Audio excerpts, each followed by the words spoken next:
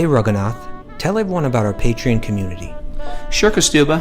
The Wisdom of the Sages Patreon community is an incredible online yoga resource. If you like the type of yoga wisdom and culture we share on the show, then our Patreon community is a great next step.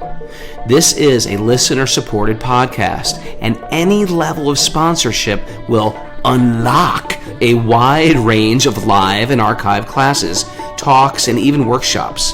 Raghunath teaches, I teach, and we have a host of other excellent teachers on topics ranging from yoga philosophy, asana classes, storytelling, Ayurveda, kirtan, cooking, meditation, and a lot more. We even have an incredible online Bhakti 12-step recovery group. So if you want to check it out, go to patreon.com/Wisdom of the Sages. All right, let's get it on. Om Namo Bhagavate Vasudevaya. Om Namo Bhagavate Vasudevaya. Om Namo Bhagavate Vasudevaya.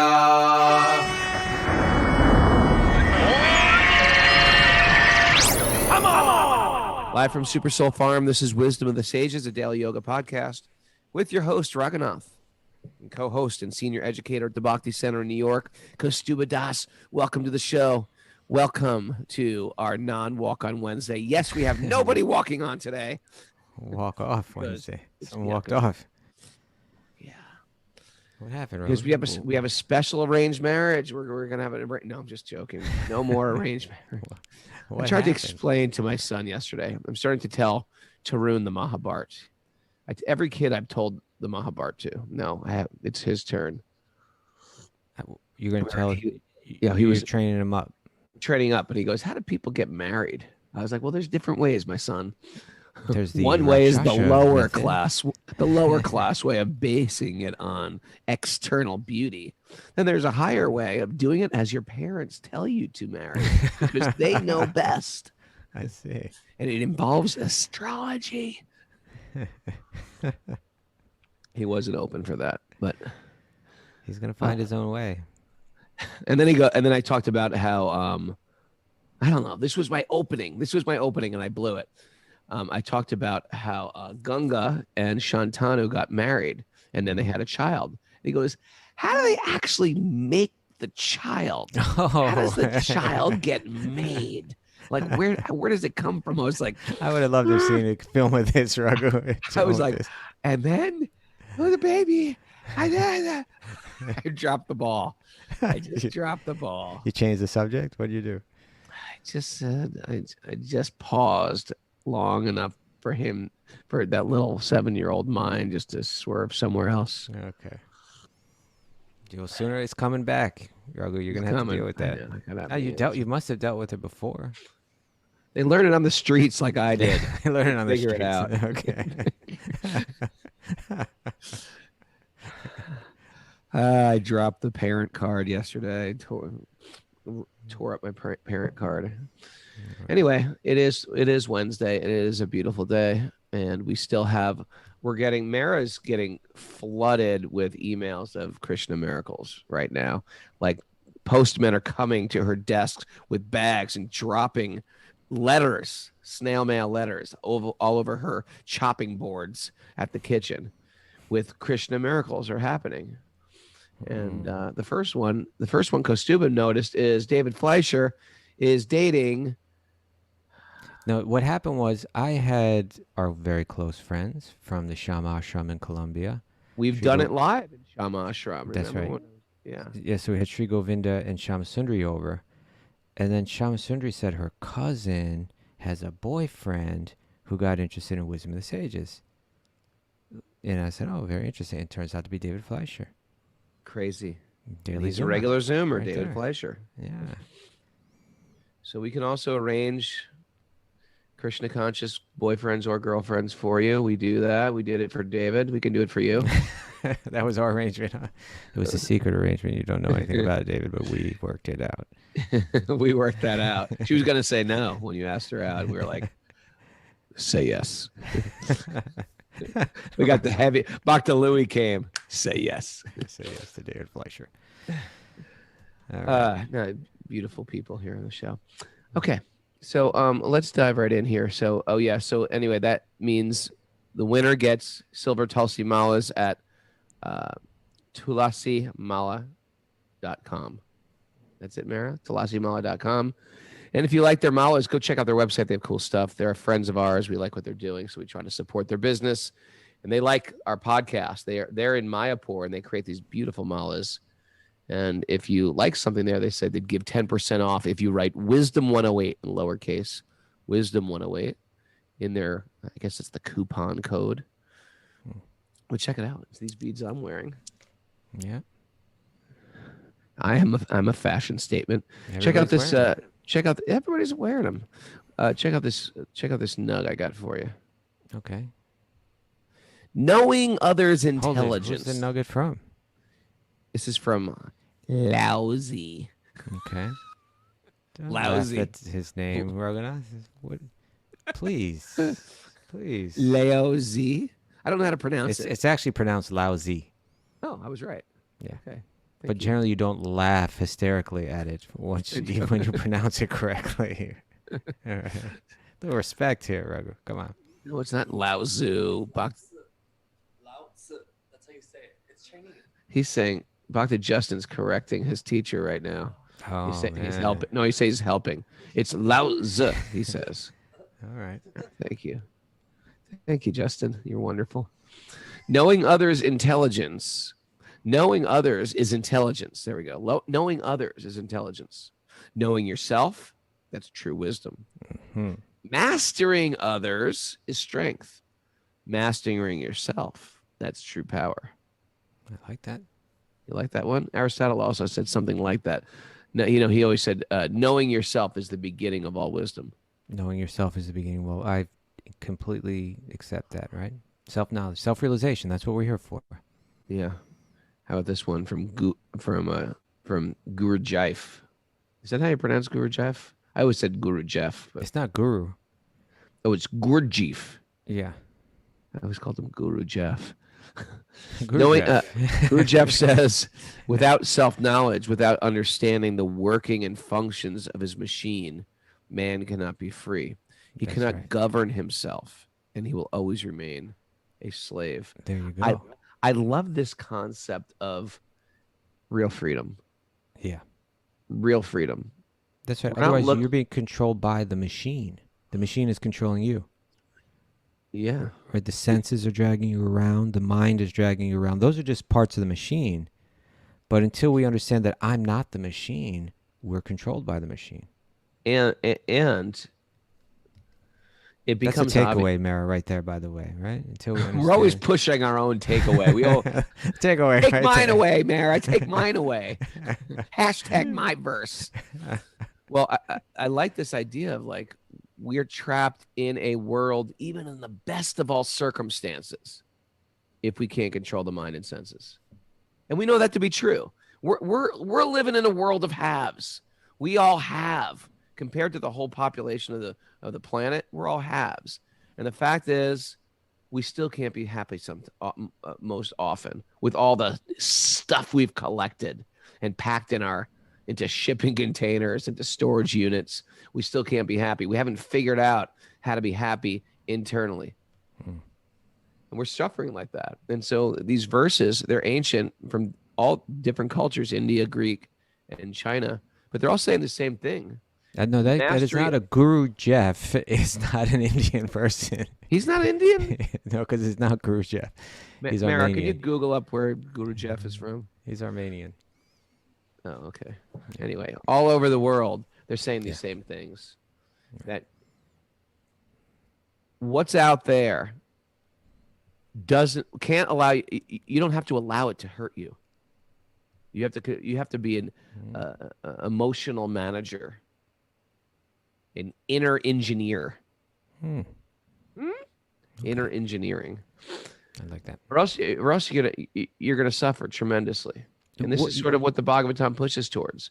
There is a piece. This was our theme of Sweet Baby Krishna yesterday. Yeah. It was take whatever is beating you down and use it as a way to purify you. Krishna, when you get really sincere, you started getting slapped up in bhakti. What story were you telling? I was telling the story of Mother Yashoda looks in Krishna's mouth. Oh. But I don't know how we got on this Yeah, I topic. don't see the But connection. the, But the idea was that, the material world starts to beat you down. Mhm. But as bhakti yogis, we're seeing this as the greatest blessing because that's a I don't takeaway. get better. I don't get better when everything is smooth sailing. I get better when I have to fend against the storm. Mhm. That's when I have to pull it all together, and that's when I grow. And Krishna gives us exactly what we need to take us to this next level. Don't try to avoid the pain. Use the pain to go deeper into your spiritual life. Use the Krishna- pain to go deeper. We're chipping away. I use the example ever whittle when you were a kid? Like you get a block. You were a real Boy Scout. I was a Boy Scout. Yeah. I whittled. I was a whittler. So you take like a block of balsa wood, a big block of balsa wood, and suppose you want to carve an eagle. You'd first start to chop the big stuff away. Okay, first you would take a pencil and draw on the big block of wood. Okay, got to chop there, and you get a handsaw and chop that away. And so this is the big stuff. Like in Bhakti Yoga, we says, okay, stop your intoxicants. Control your sex drive. Control what you're consuming in your mouth and in your eyes. Now, a lot of that is a big thing. A lot of times, even people who listen regularly, No they can't- tapasya. yeah, it's for a lot of us, it doesn't seem major. For a lot of people, they say, I got to stop eating meat. That's all I know is meat. I got to stop drinking a beer. That's part of my identity going to the bar. That's who I was. So for a lot of us, we're cutting out these major things, and that's how you whittle. You start by cutting out the big blocks. And then you start to refine it. You go in with a little U-shaped scraper, a sharp scrape, like X-Acto knife, and you start cutting out the little things. And then when you finally get this eagle out of this big block of wood, then you start to sand it down. You start to sand it. And this is where we get different gradations of Finer. sandpaper as well. Finer and finer. And so Krishna is doing this. He's chopping away these big things that are binding us in the material world. Hard to do. And then we pass that test. And guess what? You get another test. Why? Because Krishna is lifting us up. He's lifting us up out of the mires of material life, of material That's like existence. the that next create grade of birth and death. sandpaper. Like the next test is like the next grade of sandpaper. Like Sure. Until you Getting get that it. really fine one. You get the cheekbones of the eagle. And this is what happens. Krishna's refining us and refining us and refining us. And we should look at it like that. I like that. That's the only way to look at it. Well, you know what is shocking is that, like, say in our current, like the way that you and I grew up, you're not even like directed to ask these questions, like, who am I? Like in a serious way, right? You're just meant to assume that you're the body, and the question is, how am I going to satisfy the body? How will I make money so that I can satisfy my body? Is basically the fundamental question we're given as young people, right? Like everything's geared towards that. But who's asking the question, who am I? Am I this body? Am I this mind? Let's consider it. Let's talk about it. Let's debate it. Let's make, right? Right. We don't And what even am I get supposed to into it. do? How about that one? What the hell am I supposed to do? How can you know unless you know who you are? How do you even go to the university unless you know how you're going to direct your knowledge? Right. I've got knowledge. Now what do I do with that knowledge? Yeah. What do I use it for? Unless Surviving? You know, Are we just trying to survive? That's what chickens do that. right? Squirrels do that. Are we just a bunch of squirrels sniffing each other's tails? Where did that come from? I don't think squirrels do that. Oh, they do. They do. All right. All right. Anyway, yeah. Who am I? Why am I here? Huge questions. That's who am I? Why am I here? This right back. It all comes back to void. Let's go. Yes. Okay. So we're going to get into the Srimad-Bhagavatam, and this is a real fantastic chapter. The appearance of Lord Varaha. Oh, yeah. New chapter Varaha. today. Varaha Dev is a giant boar, a wild boar. And he's going to come Where does he appear from? The nostril? He's going to come from the nostril of Lord Brahma, but we'll get into that later. Yes. Okay. So let's say our opening prayers. Narayanam namaskrityam naram jaiva narottamam devam saraswatim vyasam tato jayam udirayet. Before we start the Srimad-Bhagavatam, which is our very means of conquest, one should offer respectful obeisances to the Supreme Lord Narayan, unto Narayan Rishi, the supermost human being, unto Mother Saraswati, the goddess of learning, and to Srila Vyasadeva, the author. Nasta prayeshva badreshu nityam bhagavat sevaya bhagavati utamasloke bhaktir bhavati naishtiki. By regular attendance in classes in the Bhagavatam and by rendering service to the pure devotee, all that is troublesome to the heart will become eradicated, and loving service to the Supreme Lord, who is praised with transcendental songs, will be established as an irrevocable fact. Om Jnana Timarandasya Jnananjana Salakaya Chaksurun Midatam Yena Tasmai Sri Gurave Namaha. I was born blind in the darkness of ignorance. My teachers are opening my eyes with the torchlight of knowledge. I offer my respectful obeisances at their lotus-like feet. Right. So yeah, new chapter today, chapter 13, Canto 3. Appearance of Lord Varaha. Text 1. Text 1. Sukadeva Goswami said, O king, after hearing all these most virtuous topics from the sage Maitreya, Vidura further inquired on the topics of the personality of Godhead, which he adored to hear. Okay, so that was a quick jump to stage level 2. Now back down to stage level 3. Sage level 3. Vidura said, O great sage, why did Swayambhuva, the dear son of Brahma, what did Swayambhuva, the dear son of Brahma, do after obtaining his very loving wife? Okay, so who's Swayambhuva again? Swayambhuva was one of the many Manus, or like the fathers of mankind. And he was married, and they started progeniting the universe. Propagating. Nancy Rothman's like, no, I'm no English teacher, but this is ridiculous. She's just like looking at me scorningly. Progeniting. Yeah.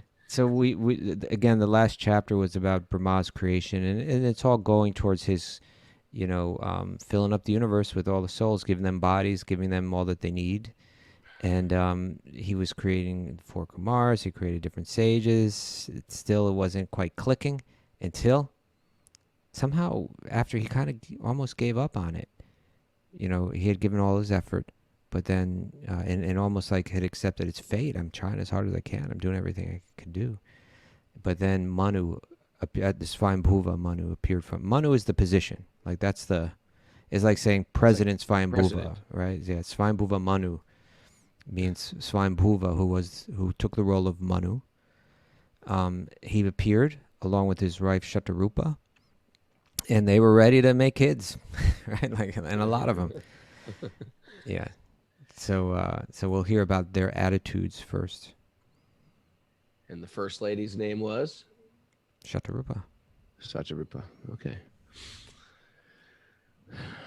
O best of the virtuous, the original king of kings, Manu, was a great devotee of the personality of Godhead, Hari, and thus it is worth hearing of his sublime character and activities. Please describe them. I am very eager to hear. That's Text 4. Speaking. Yeah. Persons who hear from a spiritual master with great labor and for a long time must hear from the mouths of pure devotees about the character and activities of pure devotees. Pure devotees always think within their hearts of the lotus feet of the personality of Godhead, who awards his devotees liberation. This is important. Yeah. Beautiful, but unique. And here's the theology. I'm not aware, I'm not saying it's not out there, but I'm not aware of any other, like, say, spiritual or religious tradition where there's so much emphasis placed on not just like hearing about or knowing about God, but actually knowing about the devotees of God, right? A lot of times, particularly after like Reformation movements, you kind of want to remove everyone but God, right? Like, I'm sick of everyone else. Yeah. Right. I want to hear about God. I want to surrender to God. I don't want to surrender to the devotee of God. I don't want to hear about the devotee of God. But within the Bhakti tradition, actually the role of the devotee is actually, even in one sense, slightly more revered than even that of God. Well, why don't you read the commentary and see what Srila Prabhupada says? And Sure. we could pull up some Commentary references. 4, correct? Yeah, to text 4. All right, this is nice. The transcendental students are those who undergo great penance in being trained by hearing the Vedas from a bona fide spiritual master. Okay. Not only must they hear about the activities of the Lord, but they must also hear about the transcendental qualities of the devotees who are constantly thinking of the lotus feet of the Lord within their hearts. A pure devotee of the Lord cannot be separated from the lotus feet of the Lord for even a moment. Undoubtedly, the Lord is always within the hearts of all living creatures, but they hardly know about it because they are deluded by the illusory material world. The devotees, however, realize the presence of the Lord, and therefore they can always see the lotus feet of the Lord within their hearts. Such pure devotees of the Lord are as glorious as the Lord. They are, in fact, recommended by the Lord as more worshipable than he himself. Worship of the devotee is more potent than worship of the Lord. It is therefore the duty of the transcendental students to hear of pure devotees, as explained by similar devotees of the Lord, because one cannot explain about the Lord or his devotees unless one happens to be a pure devotee himself. So beautiful, huh? We naturally, when I get spiritual, I naturally want to say, I love God. Oh, God. Oh, my Lord. But there's a lack of we see this in traditions all over the world. They even have a name for it in our tradition, Kanishta. Kanishta means you see God at the altar, but you're disrespecting God within everybody else. You're disrespecting all the devotees of God. This is not a good place to be in our spiritual life. And our spiritual life means I'm constantly seeing God in everyone out there. I have no enemies. How can I have an enemy? God is in their heart. Right. I might not like what a person is doing, but no one is my enemy. God is within every living being, and therefore I give every living being a type of dignity and respect.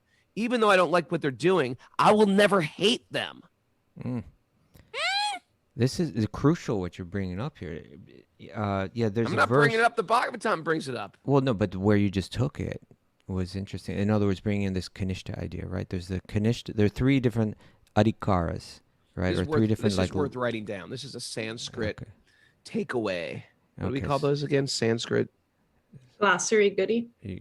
Sanskrit glossary goodie. We haven't used that term in a long time. Let's resurrect the Sanskrit glossary goodie. Okay, so there's 3 of them today then, right? There's Yeah. Kanishta, there's Madhyam, and there's Uttama, which literally Madhyam's is easy. That's like middle. middle.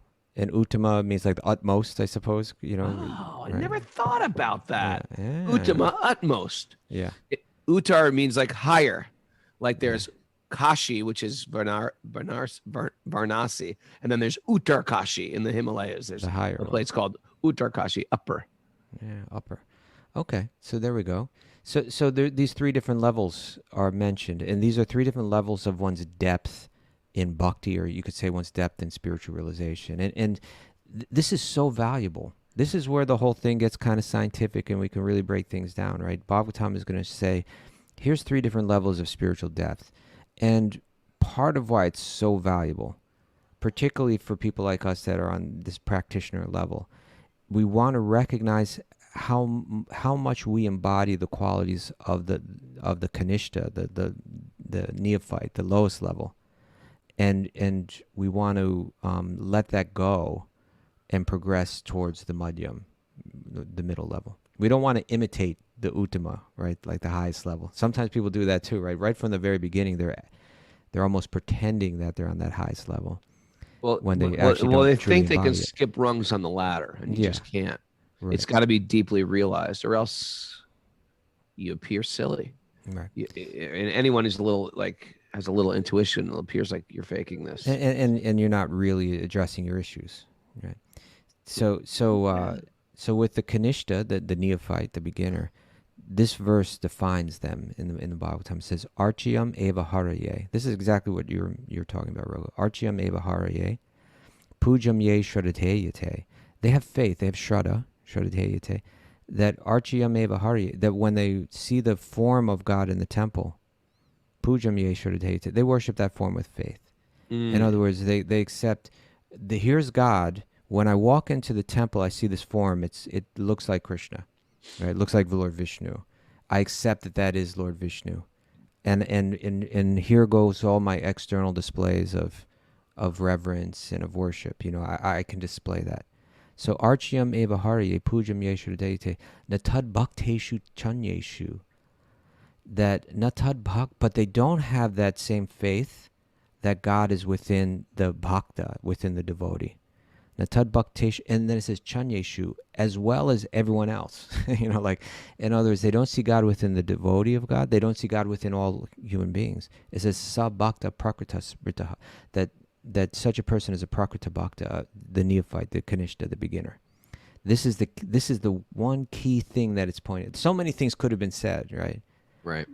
But this is the main one that it's saying. If you see God only in these in the most obvious way, like only in the form of God itself, then you're not particularly deep, and you may make so many shows of that devotion that doesn't really count for very much. It means you're not very deeply developed until you begin to see God within every living being.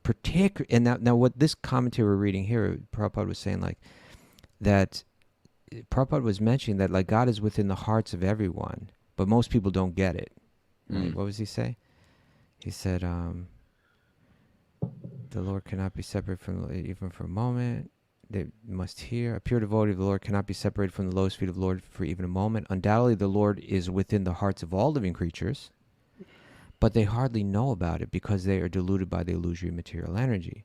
The devotees, however, realize the presence of the Lord, and therefore they can always see the lotus feet of the Lord within their hearts. So a madhyam devotee, a devotee on the next level, sees God within every living being, right? They're deeply cultivating that. They're recognizing that and respecting that with faith.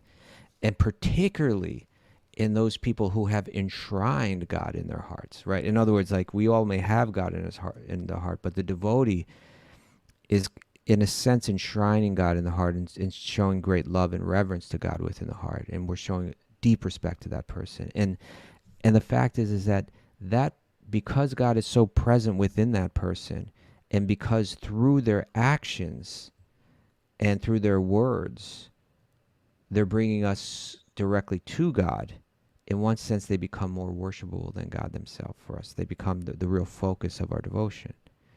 And so therefore, there are references. So when Prabhupada says things like this, that in a sense, the devotee is more worshipped than God, there are quotes for this. Like, for instance, there's a famous one that Lord Shiva speaks.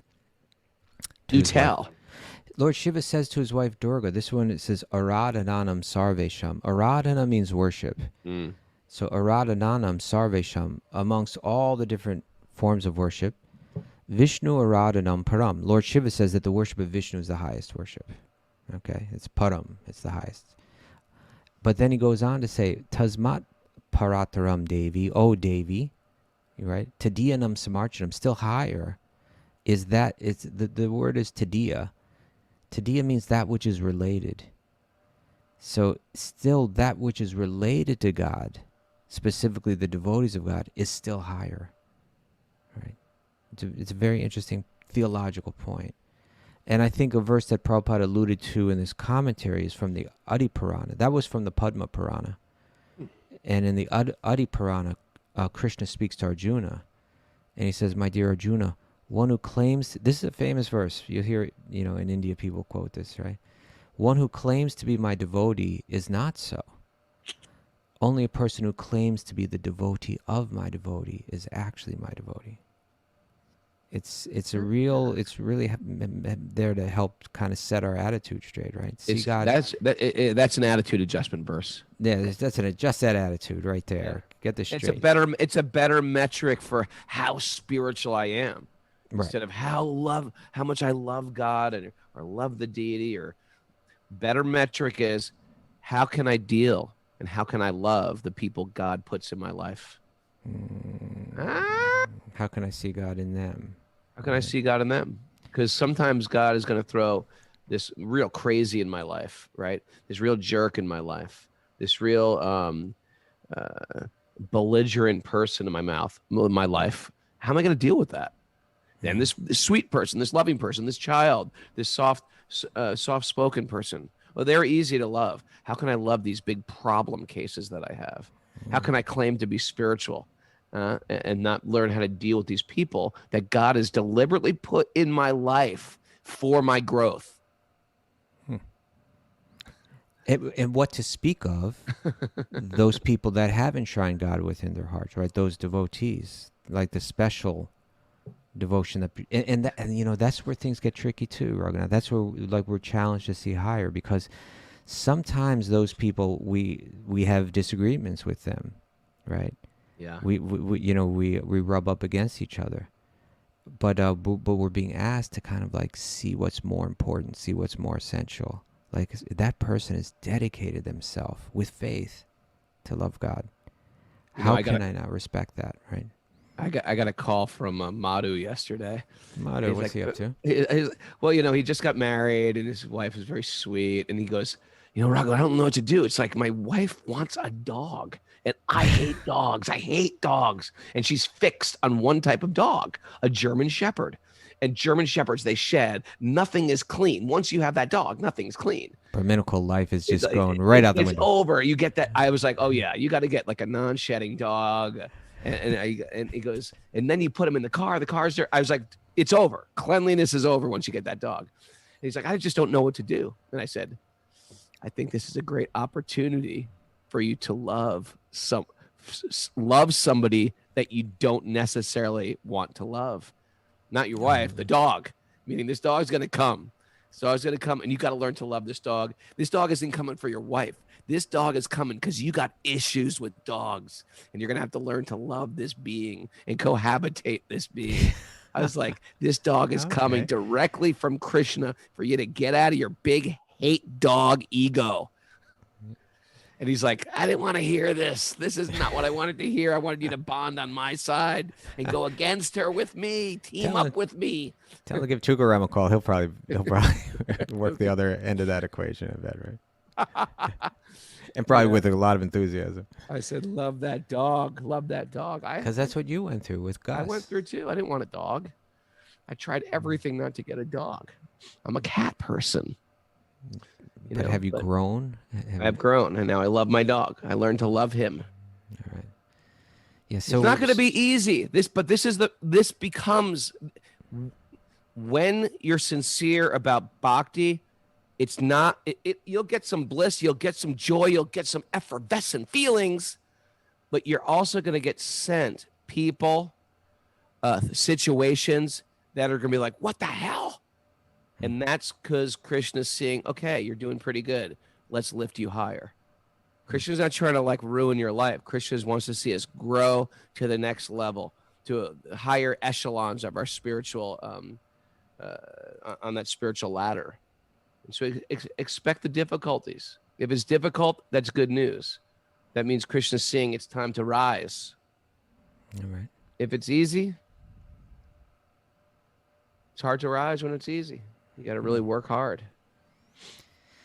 I like that. You know, people are nowadays. You get a lot of talk about how the body is sacred, right? Oh, my body is sacred. My body's sacred. I love myself more. That's right. I need some more self-care. I need my boundaries. Kaustubha, you're crossing over into my boundaries. But what is sacred about the body? The body is, yes, we accept, you know, Bhagavatam accepts. Here comes Kaustubha. He's going to give some real, he's going to go off on the body now, right? No, I'm not. I'm not. I'm going to say the body, I say we accept that the body is sacred. But why is it sacred? It's sacred because God is within that body. There you go. Okay. It's not sacred. If God wasn't within the body, just be a lump of blood. Imagine if you were to walk into a room and you see all this blood on the floor. You're like, oh my God, it's disgusting. And then you see a piece of meat on the floor next to the blood. You're like, oh, it's getting really disgusting. Yeah.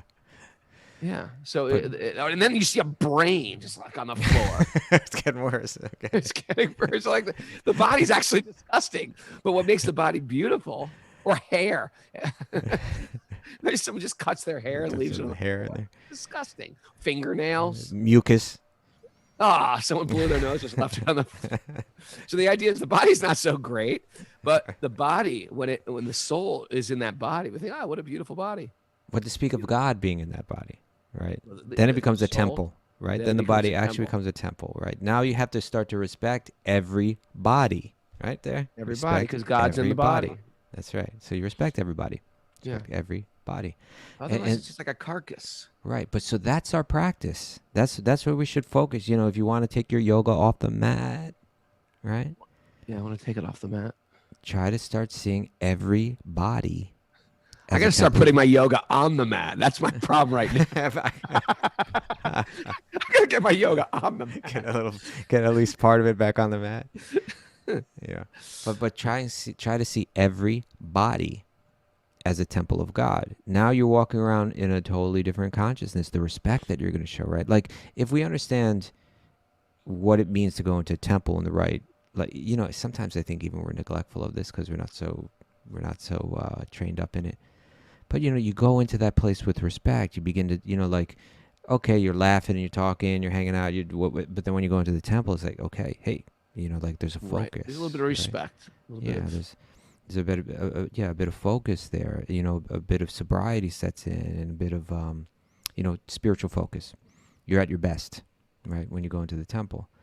But if you're seeing every living being, every body as a temple of God, well, now you're kind of like you're living at your best all the time. That's how you start to enter into those deeper states of yoga, into that sainthood. That's what the real saints are, right? They're seeing within every body, they're seeing God. So we want to come off of that mudgeon platform, we want to come off of that Kanishta platform, where even a lot of that is external. Like we want to kind of show, like, it's kind of like this, right? Like take like people that are like so-called patriotic, right? Yeah. They're the kind of like always like USA, USA, USA, but like these, like. They don't know. They're like commonly those people that are the most like flying the flag and all that. They know the least about the actual principles upon which the country was built. Not necessarily. Right? Not necessarily. No, I know a lot of military people. Yeah, not necessarily, but I'm saying commonly those people, they have the weakest understanding about the actual like principles that their glorious nation was built on, right?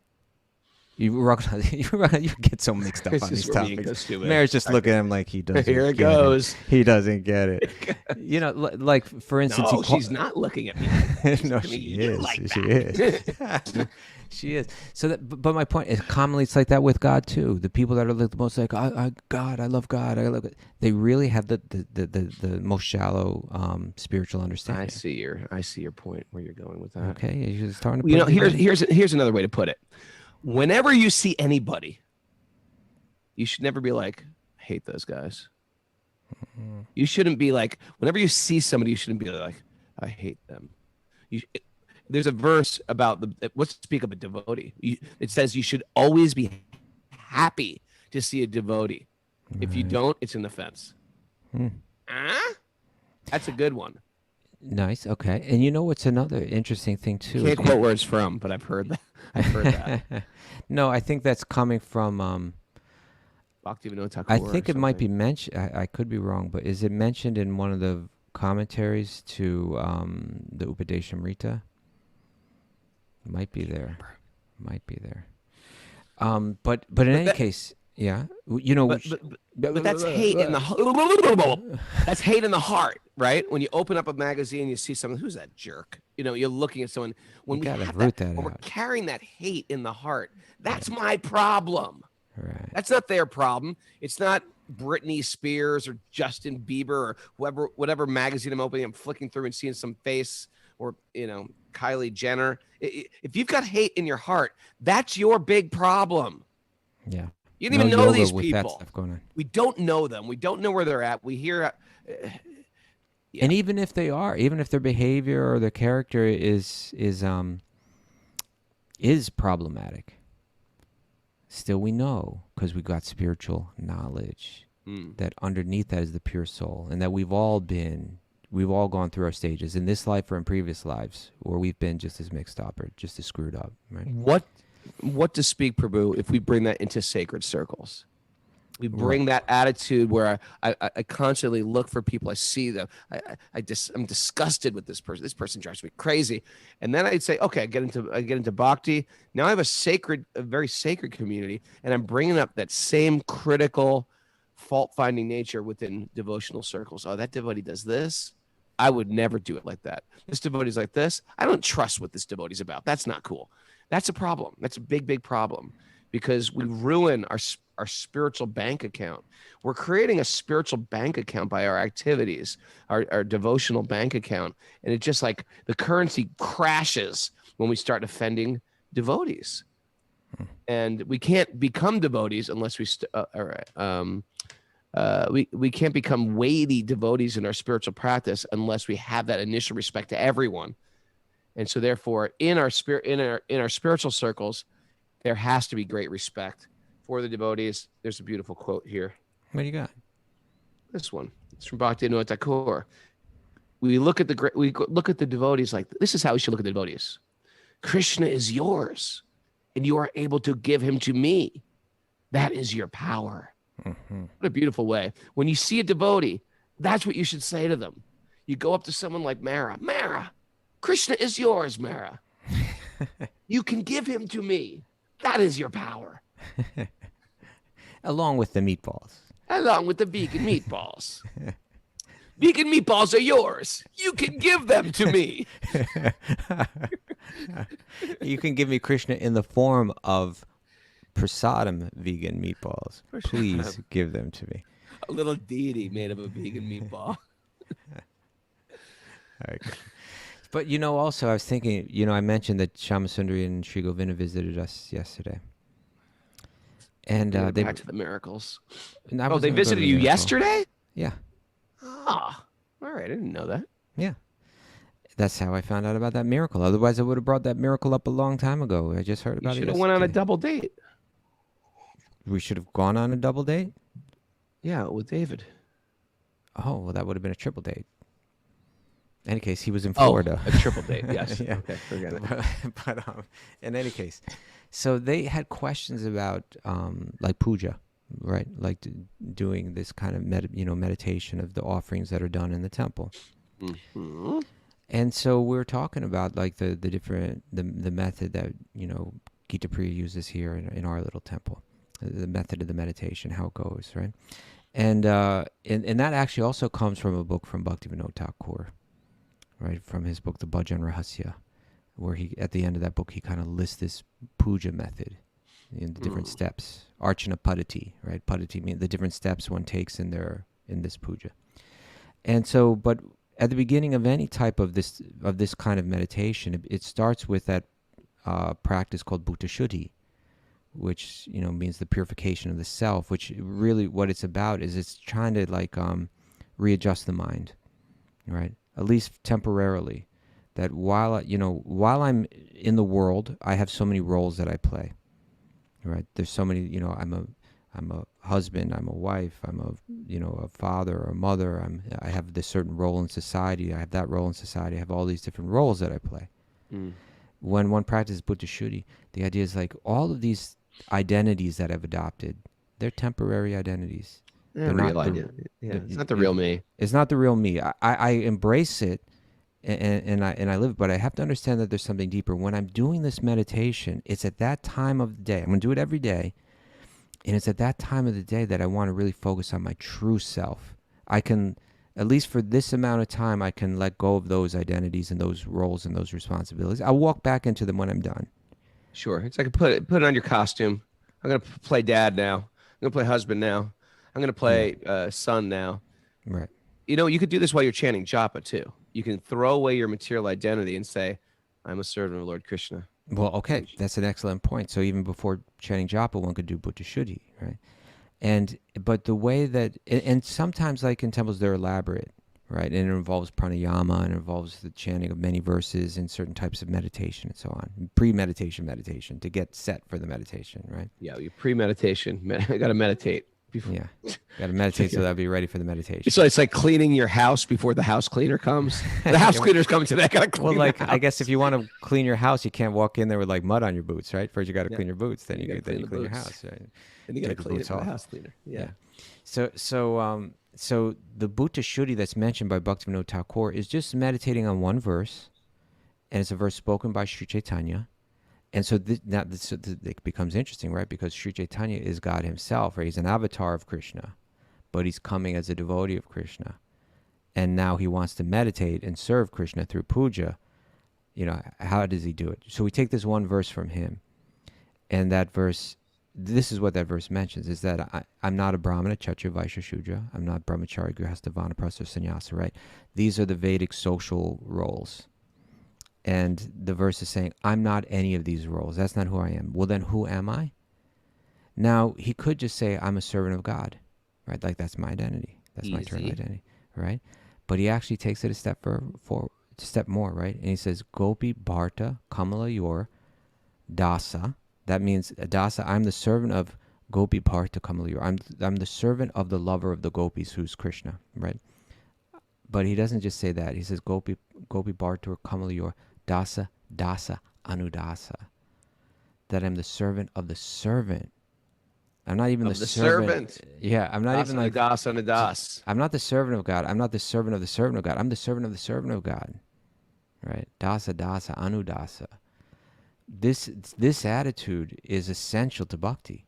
And it's so in other words, it's saying, even, you know, when we want to set aside our external temporary identities and focus on our real identity, what is that identity? It's not only servant, it's the servant of the servant of the servant, right? We embrace that, and with no fear, right? With the actual clarity that service is my nature, and the highest bliss is found through nature. That highest bliss is found through service, right? So when we want to meditate on ultimate truth, we meditate on the fact that I'm the servant of the servant of the servant, and I see God within every living being. Right? All right. And that's why we worship Hanuman. Oh, Hanuman. He's the greatest Right, servant. Yeah, Hanuman, and of course, there's a very famous verse by Hanuman, right, where he says, "I don't want to merge into God, because then I wouldn't be the servant anymore." Right? I always want to maintain my role as a servant. That's why we worship Govardhan, the great servant of Krishna, right? That's Haridasvarya. Haridasavarya. That's why we worship Tulsi. That's why we worship Gangama. That's why we worship Yamuna Maya. You know, they're all great servants. And because they have bhakti, they can give it to you.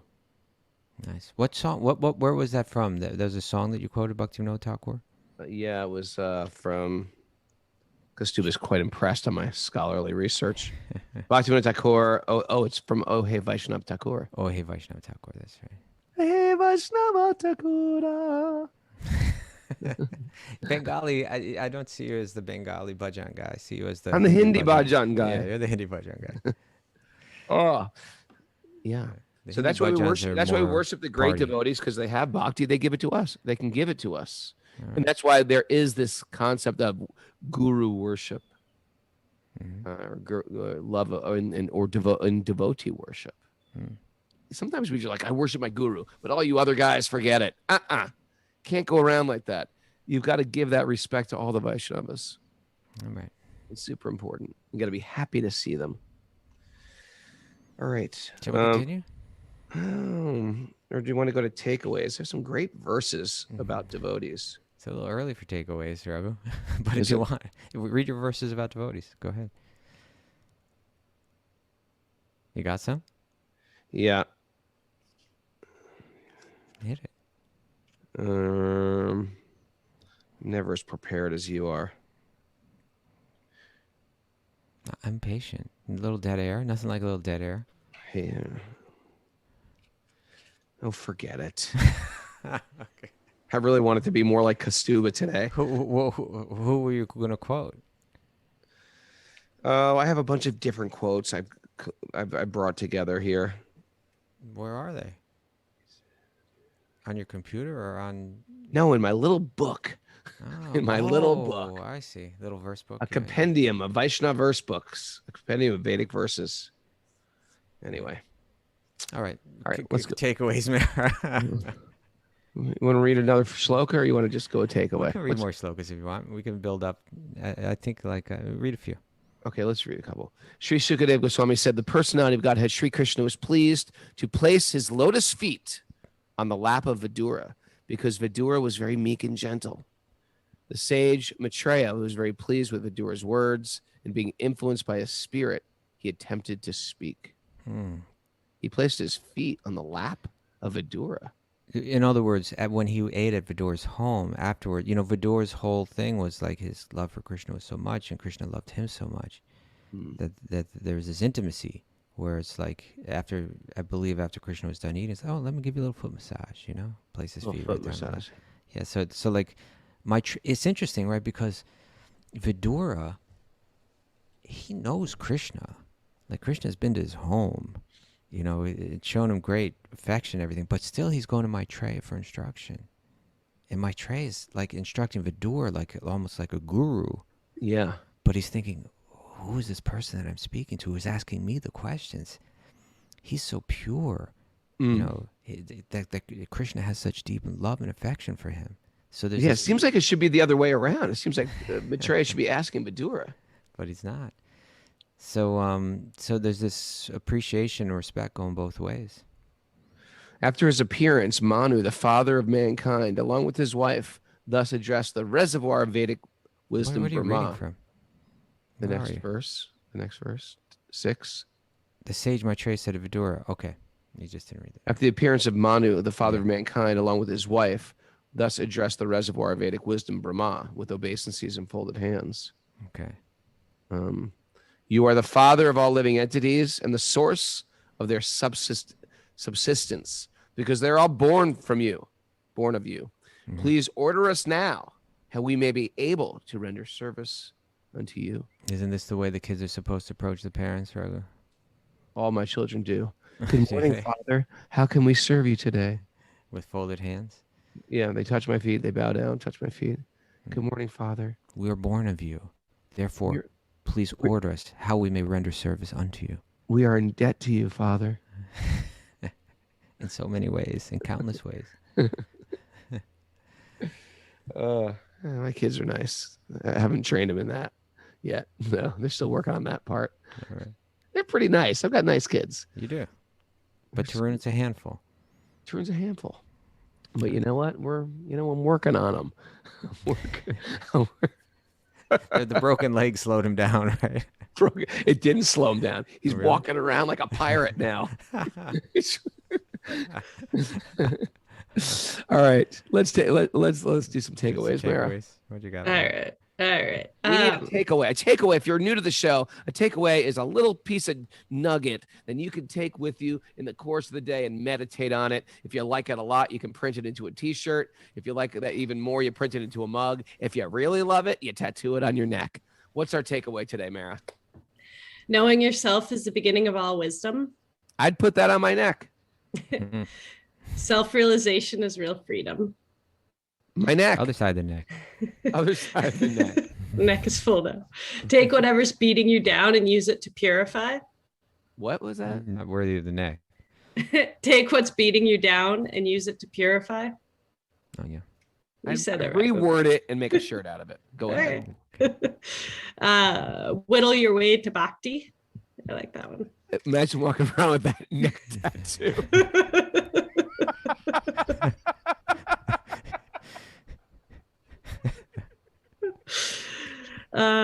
Take yoga off the mat. Respect everybody as a temple of God. Okay. Too wordy for That's a neck tattoo. T-shirt. T-shirt material. Root out hate in the heart. Yeah. Tattoo. I might even have seen that tattoo already. And the highest bliss is found through service. Okay. All right. And with that. Yeah. Well, all right. That's good news. Keep those Krishna miracles coming, everybody. We're giving away the valuable silver Tulsi malas this Friday. 2 sets. So your number 1, number 2 Krishna miracle. You are not allowed to make up a false Krishna miracle. It's got to be a real Krishna miracle. Thanks everybody for joining us. Hey, Patreon. I blew that one. Hey, everybody. Wisdom of the Sages is a community-supported podcast. If you like what we're doing and you want this boat to continually float, please give generously. Patreon.com/Wisdom of the Sages. Thank you so much for everybody who already contributes. You're greatly appreciated. And I'm really enjoying this show. We're doing Sweet Baby Krishna again tonight at 8:30. Check in. We're going to tell stories of Krishna's life. It is the way to go to bed, right? Hear these stories. We want to thank everybody joining us at 5 a.m., including the Texas Zoomers who joined us at 4 a.m. And we want to thank all the others out there that we don't know are out there that are just mysteriously watching. And if you haven't gone to Apple Podcasts, go there right now, leave a review. The whole world can see it. Say something nice. Give us 5 stars. It helps in our rankings amongst the podcasts. So go there if you haven't done it. Say something sweet. Tell us your story, how you got to Bhakti. We love to hear it. We learn from you. And if there's something that you like today, write it down. Take a picture of it. Tag Wisdom of the Sages. We'll repost it. Give a little nugget. Throw some nugget out there that you wrote down today. And it could change somebody's life. Thanks, everybody. Join us, Merritt. Get the dance cam going.